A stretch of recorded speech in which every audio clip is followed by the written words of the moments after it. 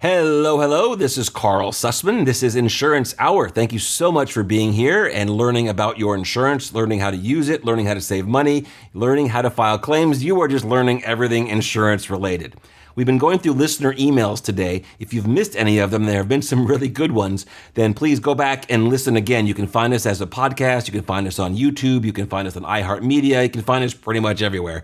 Just jump online, search for Insurance Hour. You can even go to insurancehour.com and find all that information there as well. Remember, you can reach out to me directly at 559-656-0317. And of course, you can email your questions to questions@insurancehour.com. Alrighty, we are moving right along. We are mowing through the insurance questions that came in. Here's the next one. Insurance companies make money by not paying claims. How is that not a conflict of interest? Woo! That's a tough one. So let's talk about it. Does an insurance company make money by not paying claims? Well, I suppose in a vacuum, again, all things remaining the same, if you had two exact insurance companies with the identical client and the identical policy and the identical claim, if one would not pay a claim and one would pay a claim, then theoretically the company that did not pay the claim would have had less of an expense. But listen to what we just said. If it's the same company, if it's the same insured, if it's the same coverage, the same policy, then they would pay the same. Well, if one pays, they would both pay. We're saying it's the same policy. So yes, I suppose if a company does not pay a claim, they're not paying that claim. But if they're not supposed to pay the claim, then none of the carriers would pay that claim. You follow what I'm saying? Insurance carriers are contracts. The contract you purchase from an insurance company is a contract. It's a legally binding document, not an attorney disclosure. But it's a binding agreement.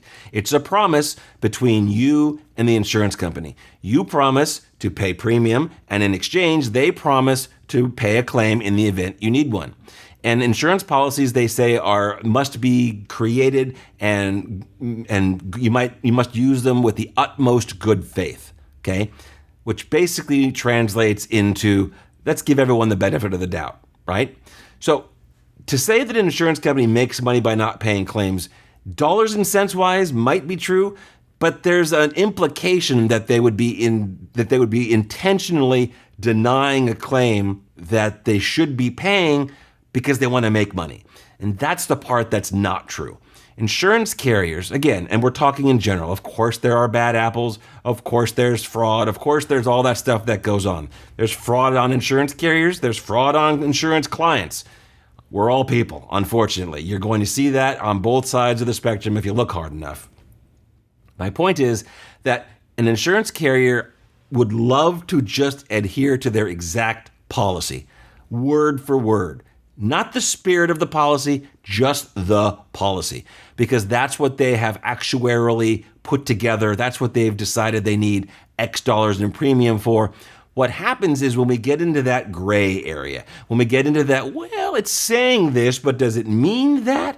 And if we're working based on the utmost good faith, shouldn't it pay that? The last thing that a carrier wants is to have to pay for a claim that's not in the policy. That breaks the system, right? Because the system says the insurance carrier will determine what the risk will cost them. The client decides if that's worth paying the money. If they do, they shake hands, if it were only that simple, and they have an agreement and they have a policy and they have a document that keeps them on track.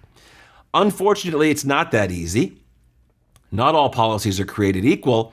And what ends up happening is, as people might move from one company to another, one policy to another, one state to another, and these policies are different, they might find themselves in a situation where they thought there's coverage and there's not. And that doesn't necessarily, in my mind anyway, equate to an insurance carrier intentionally trying to deny coverage so it can make more money. Hopefully that makes sense. Not trying to justify anything. Like I said, carriers are carriers. It's not personal. They want to follow the policies. And as consumers, we just want to follow the policies. And if it turns out that you file a claim and that claim does not fit within the policy language, then you shouldn't expect to get paid, even though you might want to, right? And the insurance carrier certainly is not going to want to pay if it doesn't have to. All right, next question. Why do people buy life insurance on babies? Ugh. This is a hard one. This really is a hard one. All right, let's talk about why people purchase life insurance to begin with. All right. Now, the most general idea to purchase life insurance is to replace the income you generated, right? If you are working and you're making money and you are no longer alive, we assume then you are not working and you are not making money. So life insurance is there to replace that income to somebody that is depending on that income. We can agree on that, right? Now, there are various other sundry reasons that people might purchase life insurance, but as a general rule, that's the crux of it. It's to replace your income generation. Now, then you say, all right, well then why would somebody buy life insurance on a baby? And I'll answer you, there actually is a reason. There's something called insurability. When a baby is born, they're fresh. And they, hopefully, if all is well, they don't have any major health issues. They're not overweight, although I might have seen some that might have been. And you know who you are if you're listening. But for the most part, they're healthy, let's assume. If you purchase a life insurance policy on a newborn, you are taking that fact that they are healthy as healthy can be, the best health rating, and you're locking it in.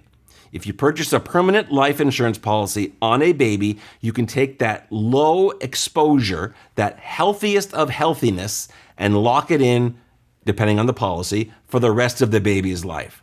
So what happens if when that child is a teenager, they develop diabetes? What if they develop kidney disease? What if they get cancer?